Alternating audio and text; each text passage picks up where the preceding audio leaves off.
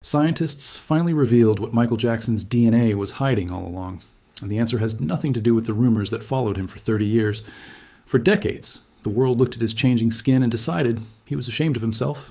They were wrong, and the proof was sitting in his own cells the whole time. Michael Jackson became the most photographed human being on the planet almost overnight.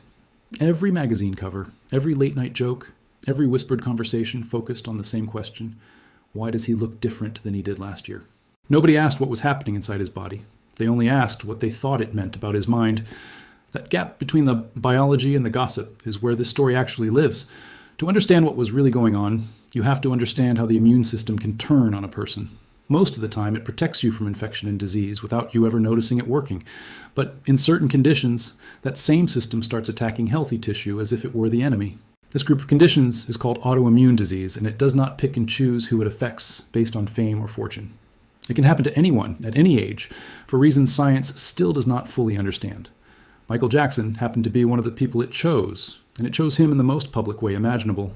The specific cells under attack in his case were melanocytes, the cells in the skin responsible for producing melanin. Melanin is what gives human skin its color, and every person on Earth has these cells working quietly beneath the surface. When the immune system starts destroying them, the skin in those areas loses pigment entirely. The condition has a simple medical name: vitiligo.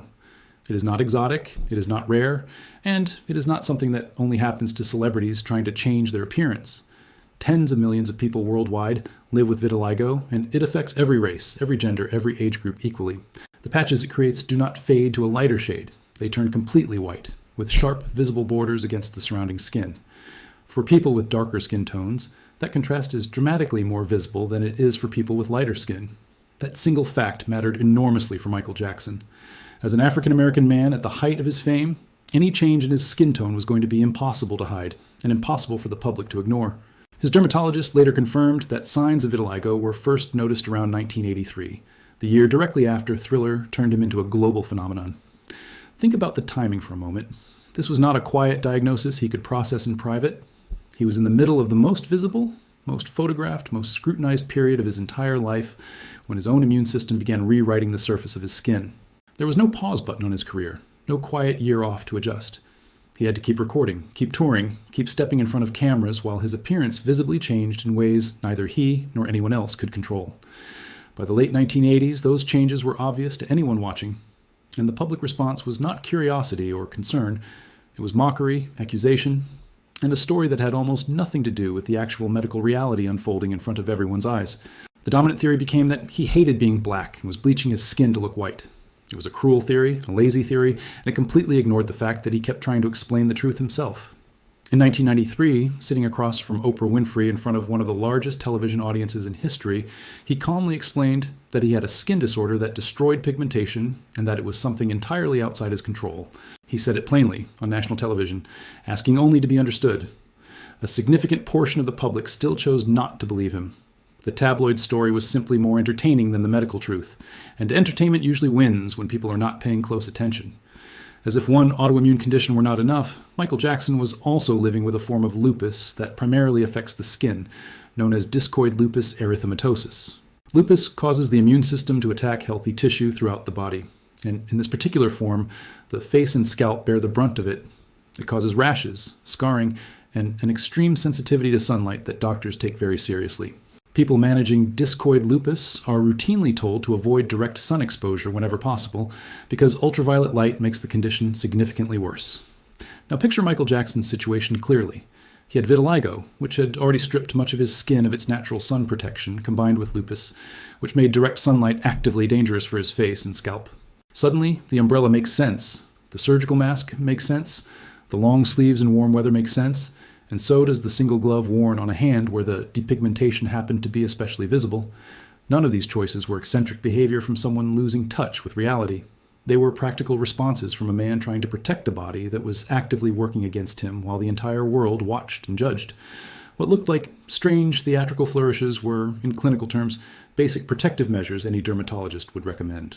The skin bleaching accusation deserves a direct final answer because it followed him for the rest of his life and beyond. A cream called monobenzone was found among his medical supplies, and yes, it does remove remaining pigment from skin. But it is not a beauty product you pick up at a drugstore to lighten your complexion by choice. Monobenzone is a prescription treatment dermatologists use specifically in cases of extensive vitiligo, when so much pigment has already been lost that the remaining colored patches create an uneven, blotchy appearance. In those cases, doctors sometimes remove the rest of the pigment to create a more uniform skin tone. Its presence in his medical history is evidence of treatment for a documented disease, not evidence of a hidden desire to change his race. The argument should have ended permanently with the official autopsy. The Los Angeles County coroner's report, filed after his death in June of 2009, explicitly documented patches of differently pigmented skin consistent with vitiligo. This was not written by a sympathetic biographer or a devoted fan trying to protect his image. This was a forensic government record, written by medical examiners with no stake whatsoever in his reputation. They looked at his body and recorded exactly what they found. What they found matched precisely what he had been telling the public since 1993. Beyond the skin condition itself, there's a deeper biological story written into the Jackson family line, one connected to a much larger history. Genetic research into African American family lineages consistently reveals a story shaped by centuries of forced migration, separation, and survival. The transatlantic slave trade created family trees unlike almost any other group in American history, where names were erased, records were destroyed, and bloodlines were reshaped by forces no one chose. Many black families carry stories passed down through generations about distant ancestry that does not always match what the genetic record shows once researchers dig deeper. This disconnect is not unusual, and it is not anyone's fault. It reflects how much was lost, hidden, or simply never recorded during centuries of enslavement and its long aftermath. Genetic studies of African American populations broadly have revealed significant European ancestry mixed into family lines, much of it stemming from non-consensual relationships during slavery that were never acknowledged and never documented at the time. That history lives quietly in the DNA of millions of black American families today, the Jackson family almost certainly included. It is not a footnote. It is the foundation of an entire chapter of American history written directly into human biology. There's also a growing body of research connecting chronic psychological stress to the onset and progression of autoimmune disease in people who are already genetically predisposed to it. Stress alone does not create conditions like vitiligo or lupus out of nothing. But in someone whose immune system already leans toward overreacting, sustained and severe stress can act as the spark that sets the entire process into motion. Michael Jackson's life, from the earliest years anyone can remember, was defined by relentless pressure. He was performing publicly before most children learned to read fluently. He carried real financial weight for his family as a child, years before he was old enough to legally sign a contract on his own. By his mid-20s, he was arguably the most recognized human being alive, and the public's hunger for access to him never slowed down. He could not walk through an airport, sit in a restaurant, or simply exist in public space without being surrounded. There was no version of ordinary life available to him, not for one single day, not for his entire adult existence. This is not framed as complaint. It is simply biological reality. A nervous system that never gets a true break, decade after decade, eventually pays a physical price. The body does not separate fame from stress. It only knows that it is under constant pressure with no real opportunity to recover. Michael Joseph Jackson was born on August 29, 1958, one of Joe and Catherine Jackson's children growing up in a small house in Gary, Indiana. The house held far more people than its modest size suggested it could, and music was never treated as optional inside it. Joe Jackson pushed his children toward excellence with a level of discipline that Michael would later describe in interviews as crossing into something closer to abuse. Catherine provided the warmth that balanced her husband's intensity, a steady, deeply religious presence in a household built around relentless rehearsal and performance. Between those two extremes, discipline on one side and tenderness on the other, a child who would eventually reshape global pop culture began to take shape. He was performing in front of audiences by the age of 5, fronting the Jackson 5 by 8, and recording songs for Motown by 13 that revealed a vocal control far beyond his years. Producers who worked with him during that period often described an instinct for melody and emotional delivery that felt almost impossible for someone so young. Whatever combination of genetics, environment, and raw natural talent produced that ability, it was genuinely rare. That same heightened sensitivity that made him such an extraordinary performer likely also made him more vulnerable to the physical toll of chronic stress over time. His body, in many ways, mirrored his psychology throughout his life. Reactive, hypersensitive, constantly operating in a heightened state with very little true rest. His vitiligo continued progressing over the decades. His lupus left lasting marks on his skin, and the visible toll became something the public consumed as entertainment rather than recognized as genuine human suffering. It took his death for the full truth to finally be heard clearly, without the noise of tabloid speculation drowning it out. The coroner's report confirmed the vitiligo diagnosis in official medical language. Records that surfaced afterward confirmed the lupus diagnosis as well. painting a complete picture that matched exactly what he had been saying publicly for 16 years before his death. The official cause of death was acute intoxication, involving the anesthetic propofol, combined with sedative medications that were being used to help him sleep. After years of chronic stress, physical strain, and the demands of preparing for an enormous comeback tour, his body had apparently lost the ability to rest through any conventional means. In a tragic way, the very medication used to force his body into sleep became the thing that ultimately killed him. When you look at Michael Jackson's story through the lens of biology instead of celebrity gossip, a different picture emerges entirely. It becomes a story about what happens when an extraordinary human body is treated as a public resource rather than a private life. It becomes a story about the real cost of being endlessly consumed by public attention, a cost very few people ever stopped to consider while it was happening. His genetic inheritance gave him gifts that very few performers in history have ever possessed. The voice, the physical control over movement, the instinct for melody and rhythm that producers struggled to describe in technical terms. He paid for those gifts in ways the public largely refused to examine closely, partly because examining them honestly would have meant admitting some level of collective responsibility. His DNA was never hiding a shameful secret from the world. It was carrying a deeply human story, the same story shared by millions of Black American families whose ancestors survived forced migration, slavery, and generations of systemic hardship and still managed to build something lasting. It was the story of a small, overcrowded house in Indiana that somehow produced one of the most influential entertainers the world has ever seen. The music still exists long after the rumors faded, and the people who mocked his appearance have largely moved on to other targets. Thriller still exists. Billie Jean still exists.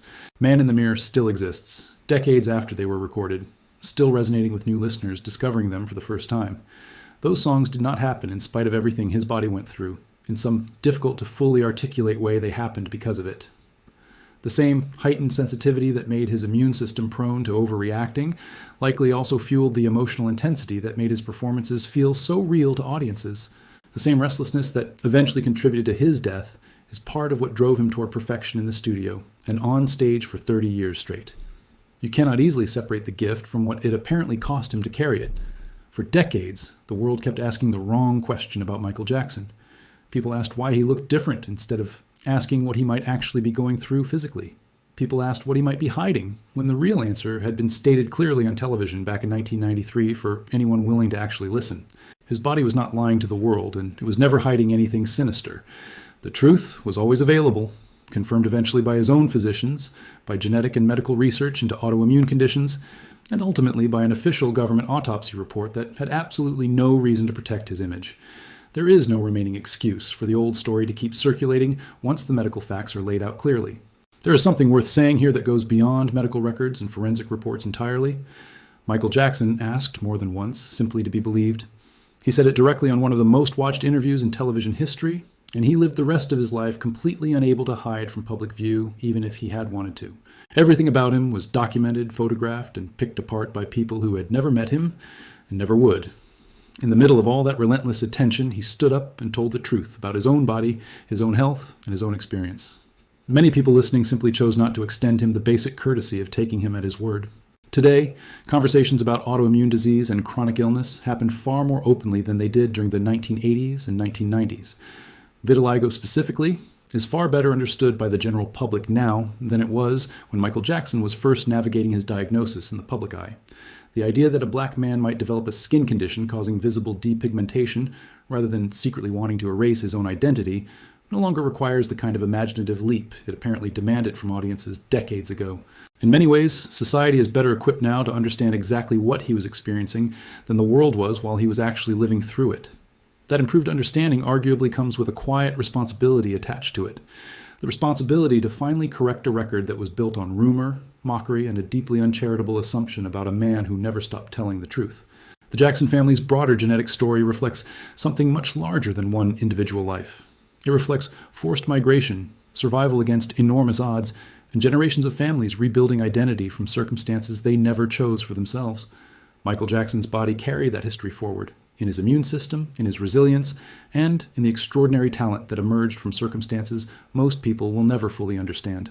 Researchers studying the long-term physical effects of chronic stress have increasingly explored how trauma experienced across generations can leave lasting biological marks within families. This remains an evolving area of science, with much still being studied and understood by researchers working in the field. But the growing body of evidence increasingly suggests the human body holds onto certain kinds of memory longer than a single lifetime allows.